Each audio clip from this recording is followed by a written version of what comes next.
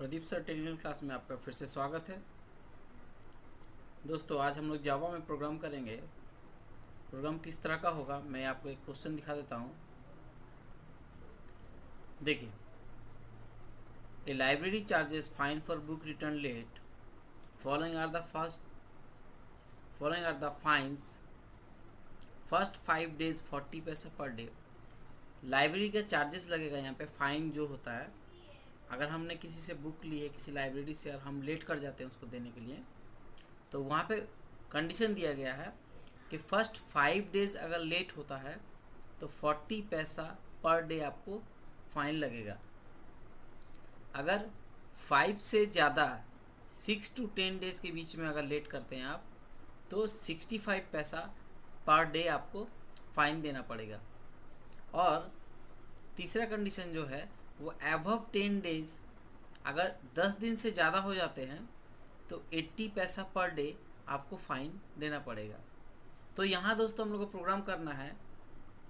लिखा है design a program to calculate the fine assuming that a book is return n days late. जो days हैं वो हम लोग को इनपुट लेने पड़ेंगे और उसमें फ़ाइन हम लोग को कैलकुलेट करना पड़ेगा।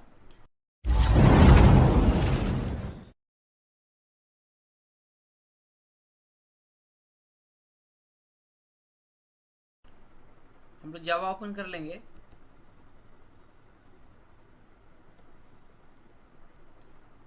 न्यू क्लास में क्लिक करेंगे और एक क्लास का नाम लिख देंगे। फाइन बोल के मैंने एक क्लास का नाम दे दिया।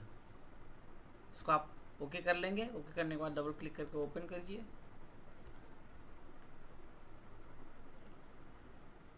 आप क्लास का नेम छोड़ के बाकी सब सिलेक्ट करके डिलीट कर सकते हैं, या अगर सारा डिलीट करते हैं तो फिर से आपको ये लिखना पड़ेगा। इसीलिए मैं क्या करता हूँ, सिर्फ क्लास का नाम छोड़ के बाकी सब डिलीट कर देता हूँ। चलिए, अब मेन फंक्शन लिखना है हम लोग को। मेन फंक्शन हम लोग किस तरह से लिखते हैं, public static void main bracket के अंदर स्ट्रिंग args। दोस्तों, ये एक मेन फंक्शन होता है जिसके अंदर हम लोग प्रोग्राम रन करते हैं। इसके अंदर हम लोग को इन करने के लिए कर्ली ब्रैकेट देने होंगे। हम लोग दोनों ब्रैकेट एक साथ दे देंगे, ओपन क्लोज, और इसके बीच में करेंगे। तो प्रोग्राम में हम लोग को कौन से वेरिएबल लेने हैं। सबसे पहला वेरिएबल हम लोग को फाइन जो कैलकुलेट करना है, फाइन का अमाउंट, उसके लिए एक वेरिएबल लेना है। तो हम लोग फाइन बोल के ही एक वेरिएबल ले लेंगे, उसको हम लोग इक्वल टू 0 रख देंगे। अच्छा, इसका डेटा टाइप हम लोग देंगे। अगर ये हम लोग बुलियन में करते हैं या डेसिमल पॉइंट निकलता है इसका, तो हम लोग इसको डबल ले लेंगे, या तो हम लोग इंटीजर भी ले सकते हैं इसको। तो मैंने डबल ले लिया है क्योंकि डबल का साइज़ ज़्यादा होता है, जो डेसिमल पॉइंट भी ले सकता है। तो इसको मैंने 0 स्टोर कर दिया है। स्टोर करने के बाद इसको हम लोग कॉमा देके, और हम लोग एंड डेज इनपुट लेने हैं, जिसके लिए हम लोग या तो हम लोग एंड डेज यहाँ भी ले सकते हैं, या फिर हम स्कैनर क्लास के थ्रू इनपुट ले सकते हैं, या फिर हम लोग मेन फंक्शन के अंदर भी यहाँ भी इनपुट ले सकते हैं। तो चलिए आज हम लोग यहाँ इनपुट ले लेते हैं, जो कि इंटीजर होगा। Integer n days means number of days. ये हम लोग सेमीकोलन से इसको बंद कर देते हैं।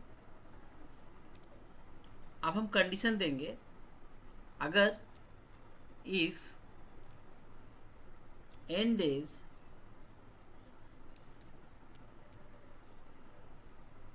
लेस देन इक्वल टू 5, अगर 5 days के समान या उससे कम होते हैं तो क्या होगा, फाइन का जो अमाउंट है वो कैलकुलेट होगा। Fine equals to n days into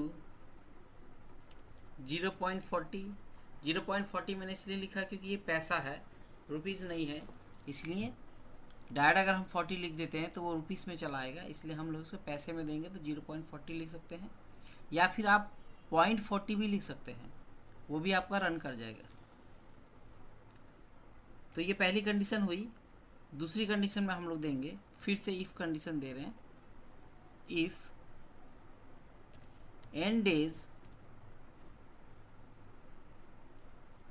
greater than equals to 6, अगर मैंने 5 डेज तक तो दे दिया है, यहाँ हम लोग 5 से ज़्यादा लेंगे इसलिए मैंने 6 दिया है,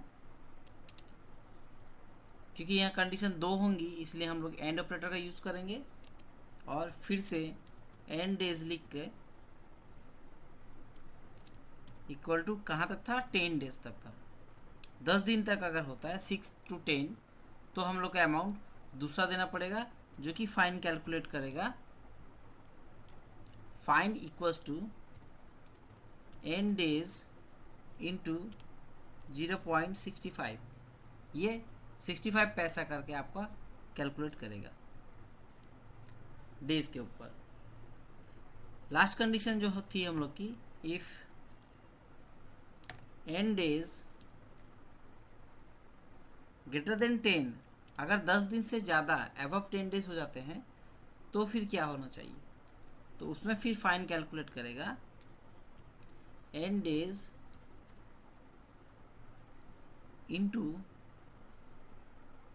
0.80 पैसा।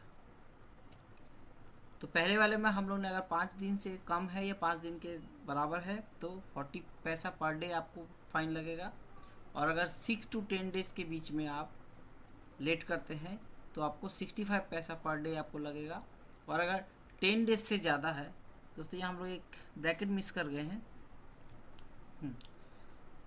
अगर 10 डेज से ज़्यादा आप लेट करते हैं तो 80 पैसा पर डे आपको पे करना होगा फाइन के रूप में। चलिए इसको हम लोग एक बार प्रिंट कर देते हैं। इसमें प्रिंट क्या होना चाहिए दोस्तों, system dot out dot print, आप प्रिंट की जगह प्रिंट एलएन भी लिख सकते हैं, जो नेक्स्ट लाइन में प्रिंट करता है। एलएन के लिए हम लोग नेक्स्ट लाइन के लिए हम लोग एलएन यूज़ करते हैं। यहाँ आप एक स्टेटमेंट के साथ प्रिंट कराएंगे, जो कि मैं लिखना जा रहा हूँ, फाइन अमाउंट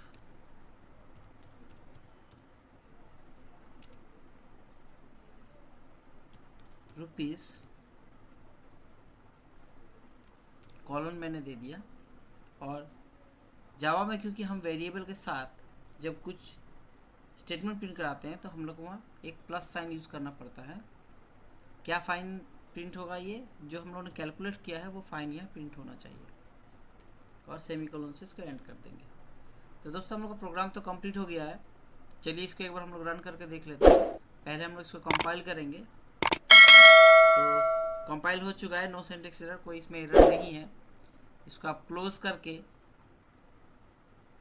राइट क्लिक करेंगे हम लोग क्लास के ऊपर, और वॉइड मेन में क्लिक करेंगे। क्लिक करने के बाद आपको नंबर ऑफ डेज देने हैं, आप कितने दिन के लिए रखना चाहते थे। सपोज मैंने 5 दिन के लिए लेट किया है, मैंने 5 लिख के उसमें ओके कर दिया है, तो आपको फाइन अमाउंट हो रहा है 2 रुपया, यानी 40 पैसा पर डे आपको यूज़ हो रहा है, 5 दिन के लिए फाइन हो रहा है। ठीक है, तो इसका ये आपका अमाउंट आ रहा है। आप इसको ऑप्शन में जाके एक बार क्लियर कर दें। क्लियर करने के बाद फिर मैं एक बार और रन करके आपको दिखा रहा हूँ इसको। अब मैं 5 डेज से ज़्यादा दूंगा, मैं 10 डेज दे रहा हूँ। 10 डेज में क्या होना चाहिए, 65 पैसा पर डे हम लोग को फाइन लगेगा, जिसमें आपका 6.5 अमाउंट आ रहा है, 6 रुपया 50 पैसा आपको इसमें पे करना है। तो दोस्तों प्रोग्राम अगर आपको अच्छा लगता है तो इसको लाइक और सब्सक्राइब कर दीजिए, दोस्तों के साथ शेयर कीजिए, घर में प्रैक्टिस कीजिए, और भी मैं नए नए वीडियो के साथ आपसे मिलता रहूँगा। आपका कोई क्वेश्चन हो तो आप कमेंट बॉक्स में लिख के कर सकते हैं। थैंक यू दोस्तों।